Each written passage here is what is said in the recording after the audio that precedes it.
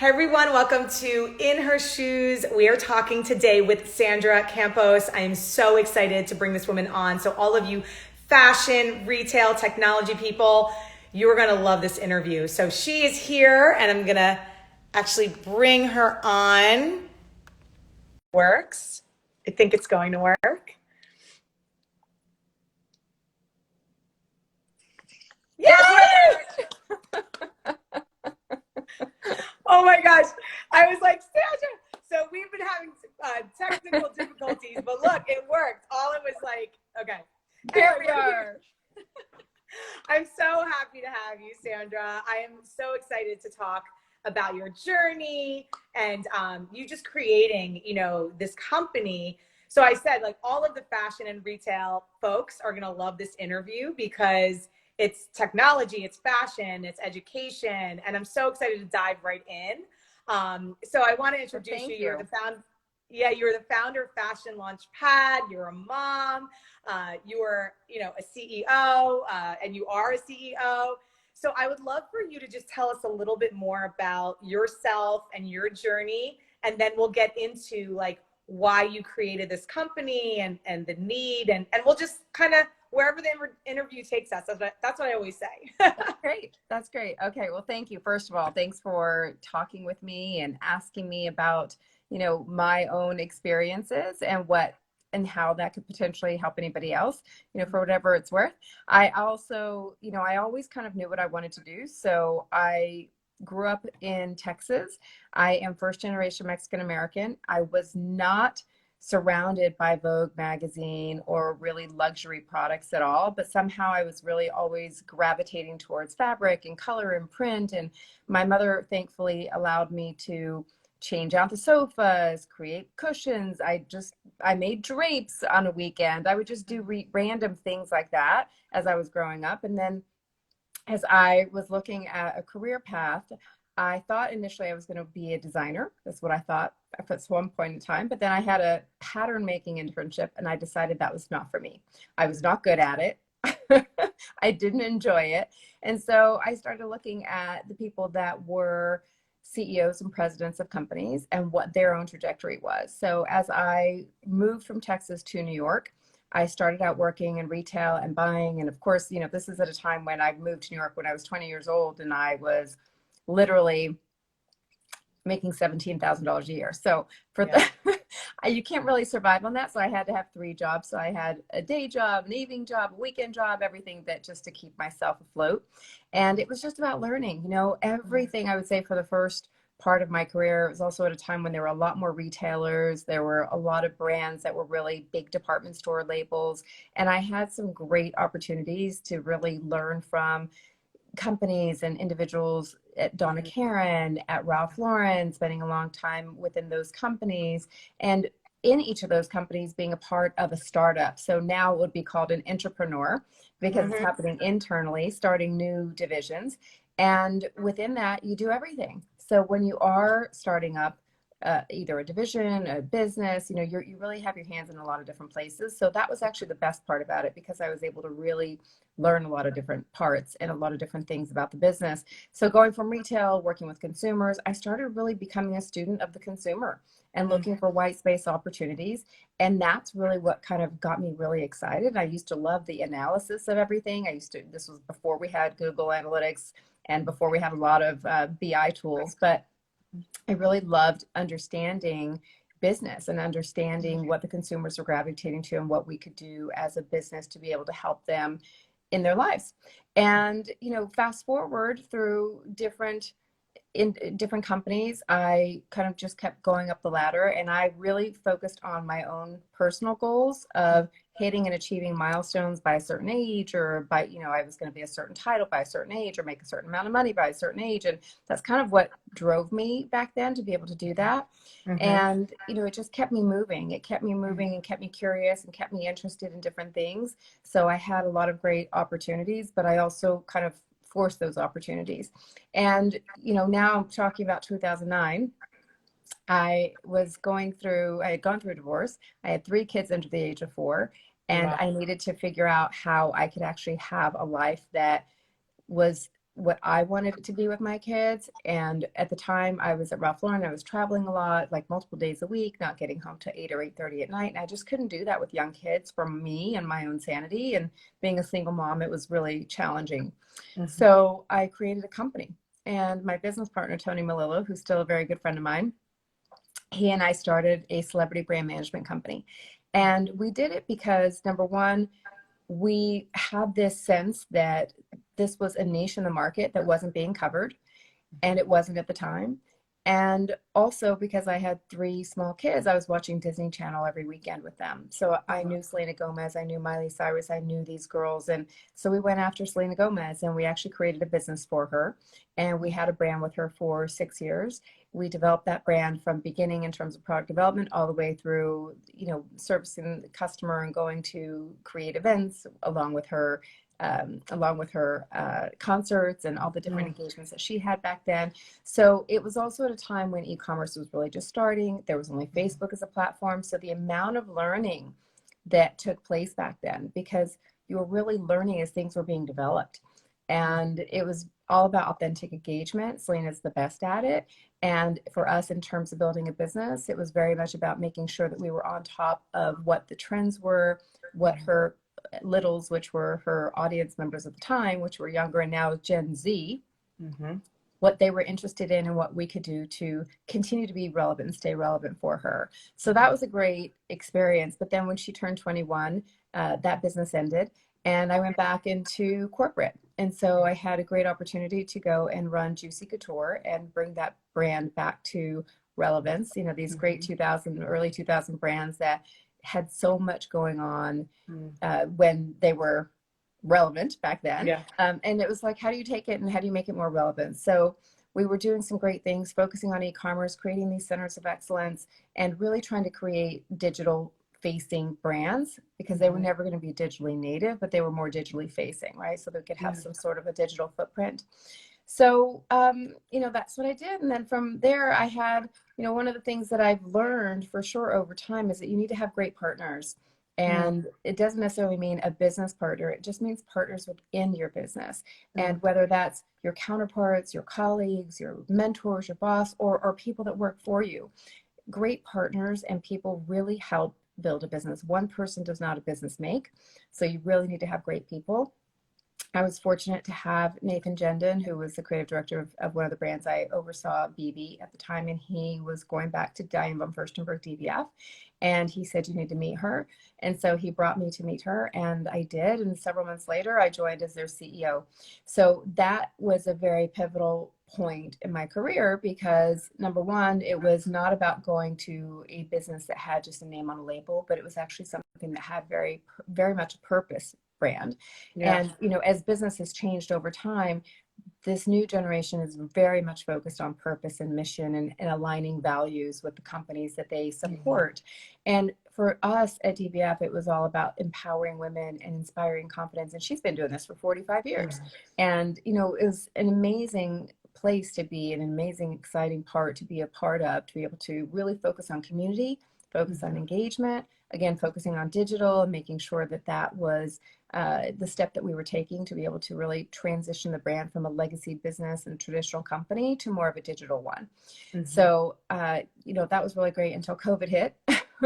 And as we've all lived through COVID, it was pretty awful. It was pretty awful last April, last May. If you think about that timing, the world felt like it was really falling apart, especially in retail. People were losing their jobs left and right. Companies were going bankrupt. We were, people were out there searching for capital, and there wasn't any, and there weren't conversations that were happening at the time, or there were a lot of companies that were available for a very little amount of money. So, it was a time when I looked at it and I realized, and this was a very small part of it, I had an internship program that was starting last summer, and I was excited about these interns that were coming on board, but I knew I wasn't gonna be able to do it because everybody was, held captive in their homes and we weren't going to the office. And so I decided that I was going to create some video programming. And I talked to a couple of members of my team and my leadership team, and I said, let's create something that we can at least give them some knowledge in terms of acronyms, roles and responsibilities. And I posted something on LinkedIn, and this is a true story. I literally posted like 2 or 3 sentences saying this is what I was going to do. And I got 2,400 emails in 2 days. And I stopped counting and I started looking at them, and it ranged from CEOs, colleagues, founders, to people who were just interested in the industry. And I had this big aha moment that this is not for interns, this is for the industry. Because in retail and fashion, it is an industry. You know, you learn as you go. Nobody teaches you anything. It's one of those industries that doesn't require you to constantly take tests or exams to be up to speed on the latest technology or anything like that. And I've always been big on continuing education. It was instilled in me from my youth. My mother has very much focused on that with all six of her kids. And with that, I just realized that we have this real need. And while there are other ways of doing it and other companies that are doing some things, I decided to create Fashion Launchpad.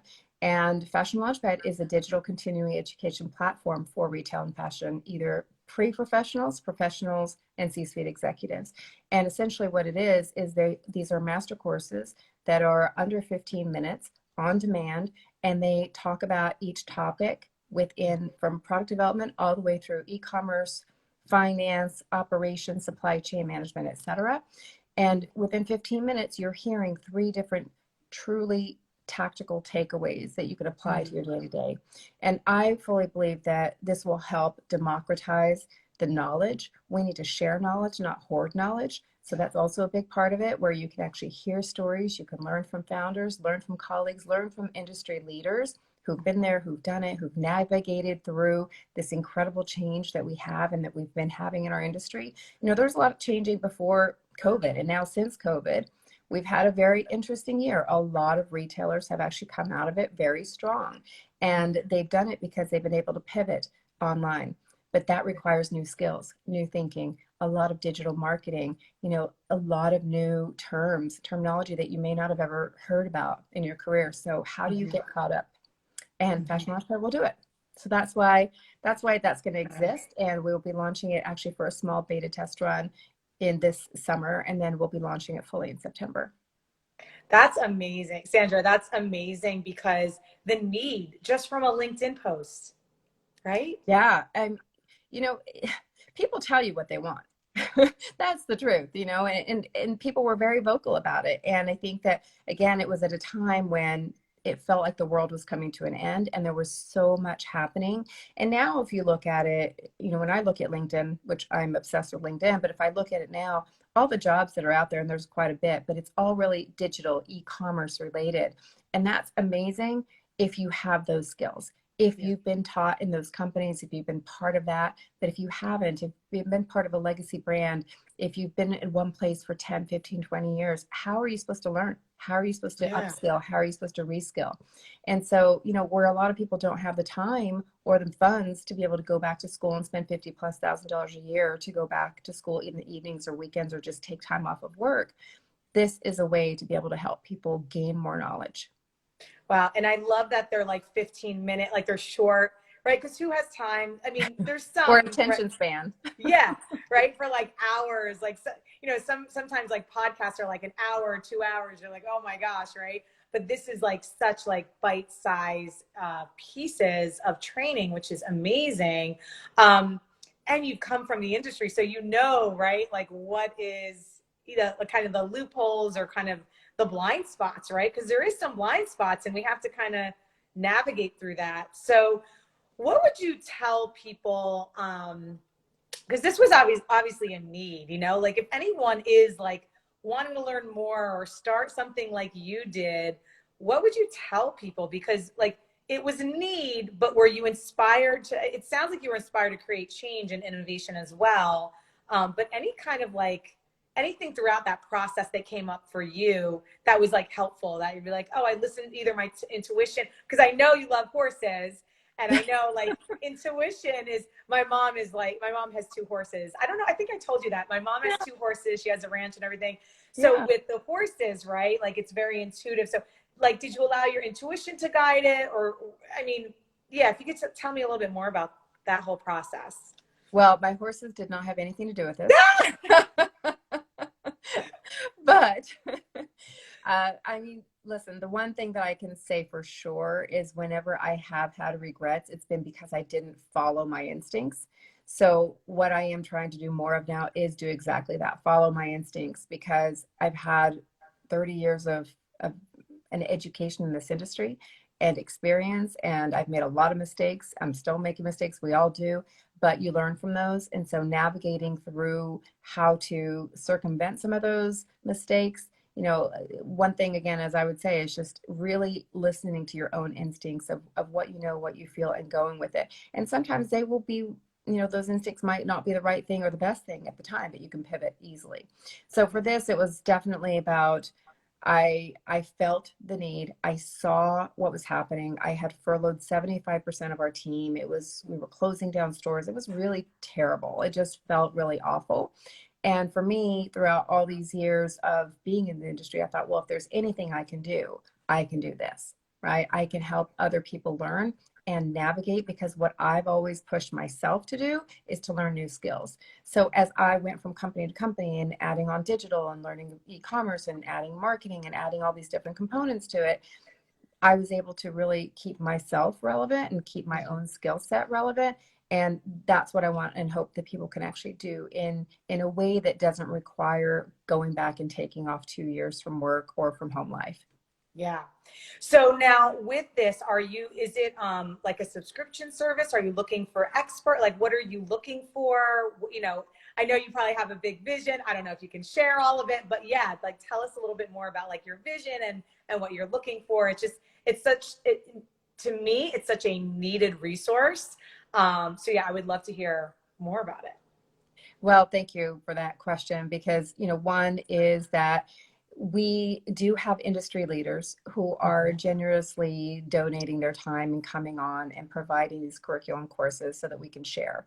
And there's somebody that I really admire who is constantly pushing and saying, don't save information, don't hoard it, share it. We need to share it with the next generation. We need to share it across our organizations. So I have thankfully a lot of people who've really wanted to be a part of it in terms of teaching and educating. So that's one thing. And we're always willing and open to anybody coming on board for that. It is a subscription site. It will be $40 a month. So it's very accessible in terms of price. And again, there'll be some premium content. We have some live sessions as well right now, actually on fashionlaunchpad.com. You can watch. I interviewed Rochelle Hareshka, who's one of my favorite people. She is the founder of Lingua Franca. She's an entrepreneur. She came from media. She didn't know anything. And so about fashion and about how to build a fashion brand. And this is actually, Fashion Launchpad's a perfect example for her, because when she came and she started, she really didn't know what she was doing. She didn't know where to find resources, where to find vendors, where to find, embroiderers. And so she went onto Craigslist and she found her embroiderers from Craigslist. It's actually a great interview. Wow. At fashionlaunchpad.com on the homepage. So you can actually see that, but you'll learn a lot of different ideas. You'll take her ideas and her wisdom nuggets that she has from her experience. And so we'll have those as well across the board. And it's not just about apparel, it's everything across the board. So the big vision is not just about fashion or retail, but it's also about other industries, because as we navigate through change in our culture, change that's more digitally oriented, there's a lot of industries that have been upended. If you think about advertising being one of them, everything now is about digital. How many out of home, how many print campaigns, everything's very different now. So we need to be able to reskill and upskill. And if you think about, I just saw my niece Sarah joined and she works at Amazon. It's like thinking about how to navigate through Amazon relationships. What are marketplaces? How do you add channel management? Like, what does that even mean? There's a lot of new things. Like every time I go to a Google Summit, I'm learning something new. And it's just like 3 and 6 months later, all of a sudden you're like, there's a whole new system of discussion. And you just have to keep constantly learning and, just getting yourself educated, reading and being a part of it. Yeah.